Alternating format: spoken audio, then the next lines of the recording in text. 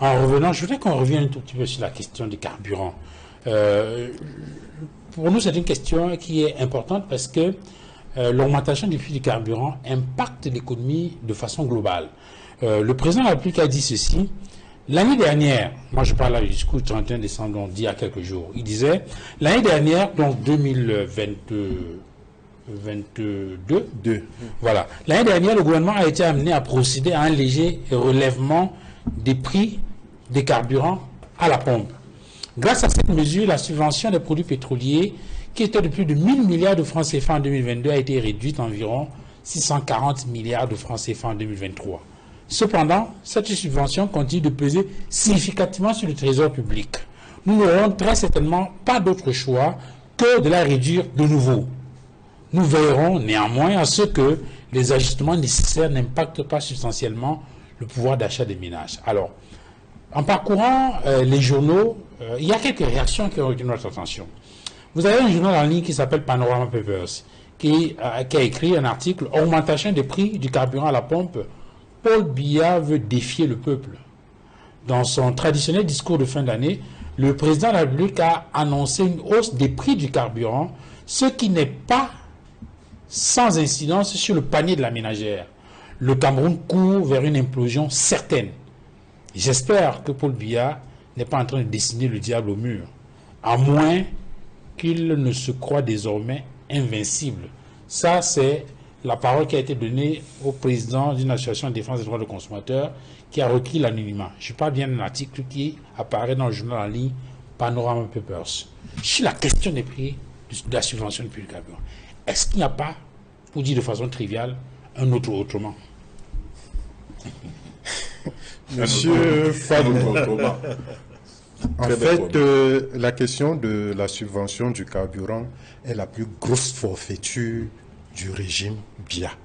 Je dis bien la plus grosse forfaiture. Et je vais vous démontrer, si vous m'en laissez le temps, que le Cameroun n'a jamais mis 5 francs dans la subvention du carburant. Le prix international de production d'un litre de super raffiné, c'est 225 francs. CFA. CFA. C'est 225 francs CFA. Donc, si on subventionne le carburant, cela veut dire que quelqu'un prend en charge une partie des 225 francs. Et donc, on vend le carburant à la pompe à moins de 225 francs. Dès le moment où le prix est de 226 francs, il n'y a aucune subvention. Il n'y a exactement aucune subvention. Si on revend à 225 francs, on va dire qu'on a fait une rétrocession. C'est-à-dire qu'on a vendu à prix coûtant. C'est une rétrocession, terme économique. Le Cameroun, donc, produit du pétrole. Le Cameroun joue aujourd'hui à 100 000 barils jour de production pétrolière.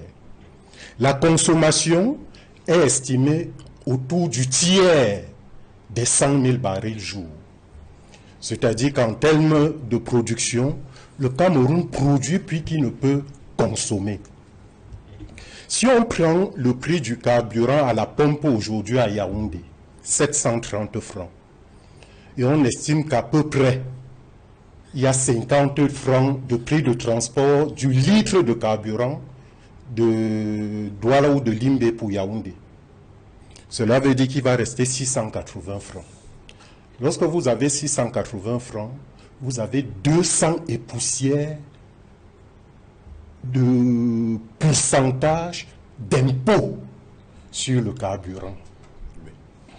200 et poussières de pourcentage d'impôt sur le prix pratiqué à la pompe. Parce qu'il y a 25 dans la structuration du prix du carburant, il y a 25, environ 25 impôts et taxes. Allez-y. Et donc, lorsque le gouvernement du Cameroun dit qu'il subventionne le carburant, cela dit qu'il estime que les 200 et poussières de pourcentage d'impôt est insuffisant. Et donc, il estime que s'il était à 300%, il récolterait à peu près 700 milliards.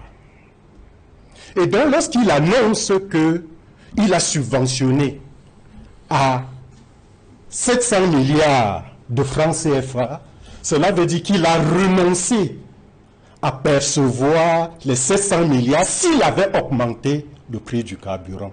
C'est ça la notion de subvention du prix du carburant par l'État du Cameroun. Ce n'est pas un argent que l'État a mis dans le prix du carburant, puisque le consommateur paye tout le prix de production d'un litre de carburant et 200% du prix de carburant et plus de 200% du prix du carburant en termes de taxes. Il n'y a donc jamais eu une subvention, pas un franc CFA de subvention sur le prix du carburant au Cameroun. Il faut donc que l'État cesse de mentir au Cameroun. L'État le fait avec le concours du FMI. Et la décision d'augmentation... Justement parce que j'allais vous relancer là-dessus. On a souvent entendu que le FMI va frapper sur les doigts du Cameroun s'il continue à subventionner le carburant. Au point où, justement, on a appris que c'était une injonction des institutions financières internationales et que le Cameroun devrait s'y plier. Justement, il faut comprendre quelle est la fonction du FMI auprès de l'État du Cameroun. Le FMI est arrivé au Cameroun il y a 36 ans de cela, en 1988. Ça fait 36 ans aujourd'hui. Avec pour rôle d'assurer l'ajustement structurel, c'est-à-dire faire réduire les dépenses de l'État pour que le déficit public soit réduit. Et donc, aujourd'hui, avec le problème que pose le chef de l'État de la rareté des ressources financières, il faut trouver un moyen de réduire le déficit public du Cameroun. Et donc, pour réduire le déficit, on fait peser sur le contribuable camerounais la charge. On augmente le prix du carburant. Et effectivement, on vous a dit qu'en augmentant le prix du carburant en 2023, on a fait réduire de 1000... En fait, en 2022, il parlait de 1200 milliards. On a fait réduire de 1200 milliards à 640 milliards. Il faut encore augmenter les prix pour réduire davantage le déficit du Cameroun. Ça, c'est la première chose. L'autre rôle du FMI, c'est de s'assurer que le Cameroun paye sa dette. Et rappelez-vous qu'en 2023, on a dégradé la note du Cameroun. Si on a dégradé la note du Cameroun, c'est parce que le Cameroun est arrivé à une situation où il n'arrivait pas à payer sa dette à temps. Oui. On a dégradé sa note. Et donc le FMI lui dit, trouve tous les moyens d'avoir à faire en sorte de ne plus être dans une situation où tu ne payes pas ta dette. Et les moyens que trouve l'État, c'est de taxer le contribuable camerounais, c'est d'augmenter les taxes. Donc le Cameroun, jusqu'aujourd'hui, je le dis, n'a jamais mis 5 francs dans la subvention des produits pétroliers au Cameroun.